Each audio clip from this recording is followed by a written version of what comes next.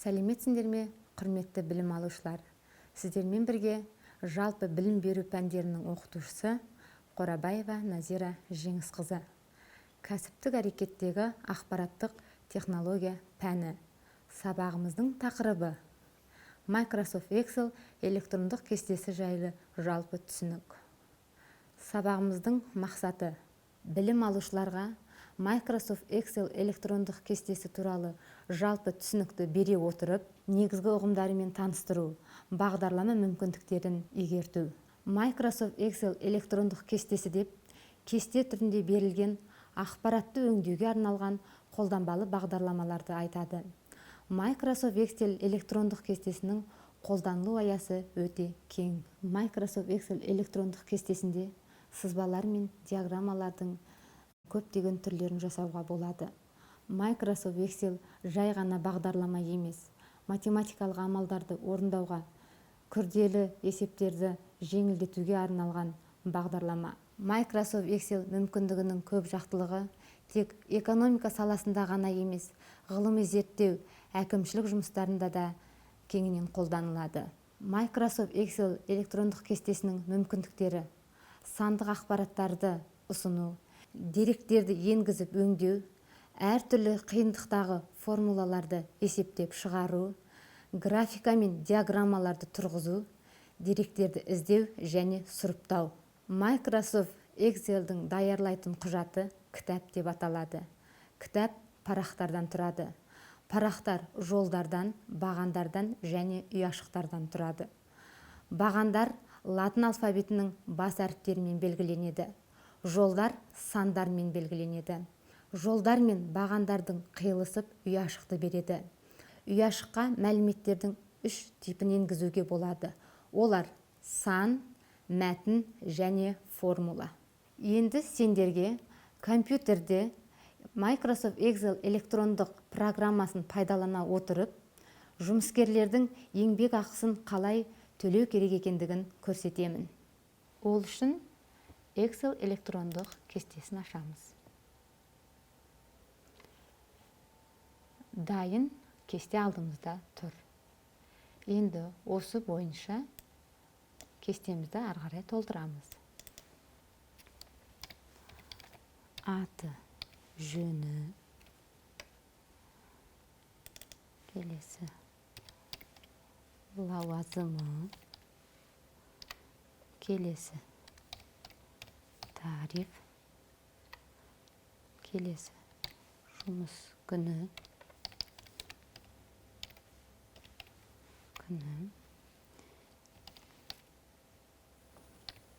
еңбек ақы,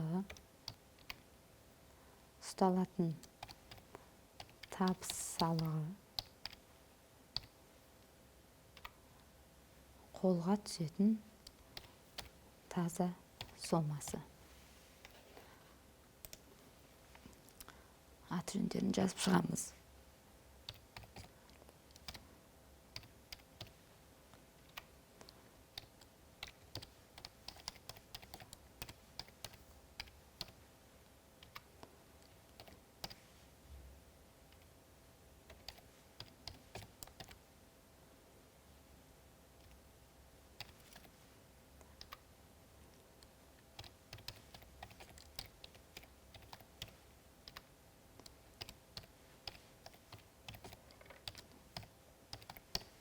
Кім болып істейтіндерін жазамыз.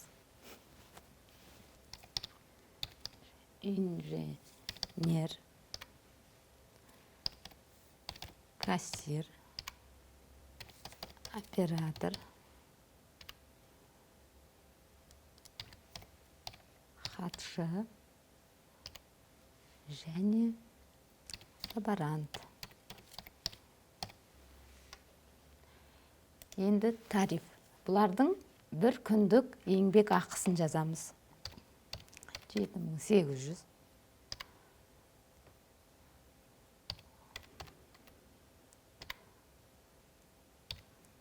8300. 5000.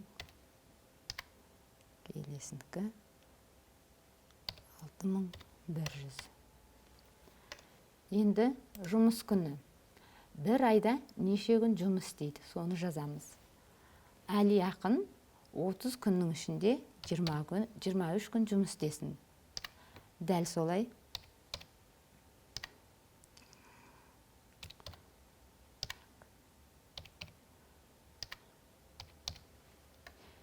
Енді еңбек ақыны есептейміз. Еңбек ақыны қалай есептейміз? Ол үшін айтылғандай формула міндетті түрде теңдік белгісінен басталатынды ұмытпаймыз.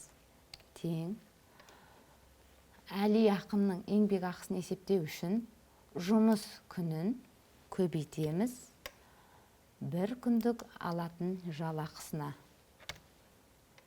Енді ары қарай есептеп отырмай, мен автоматты түрде толтыра саламыз.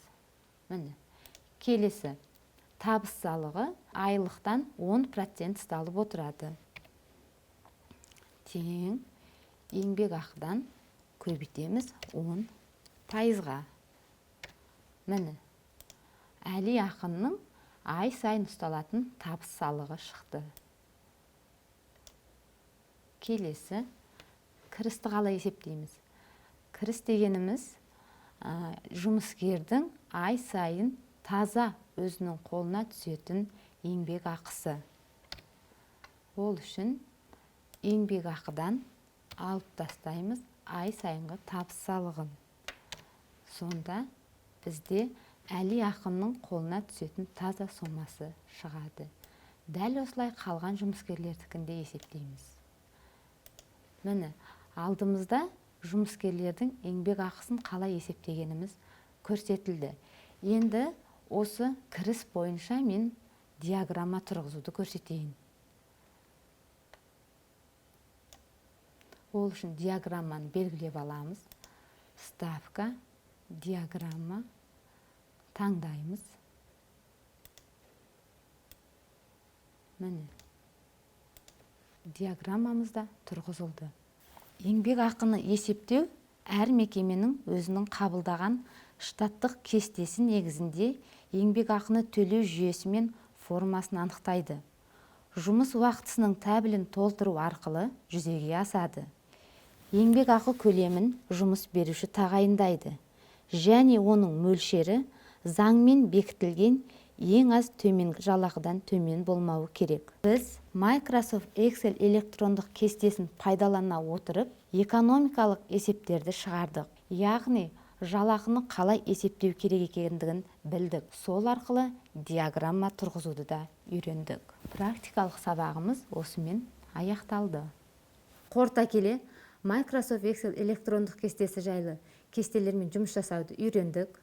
Диаграммаларды тұрғызуды білдік. Енді сендерге үйге тапсырма. Өздеріңіз қалаған бір фирманың кіріс шығысын есептейтін кесте құрастырып келеміз. Назар қойып тыңдағандарыңызға рахмет. Сау болыңыздар.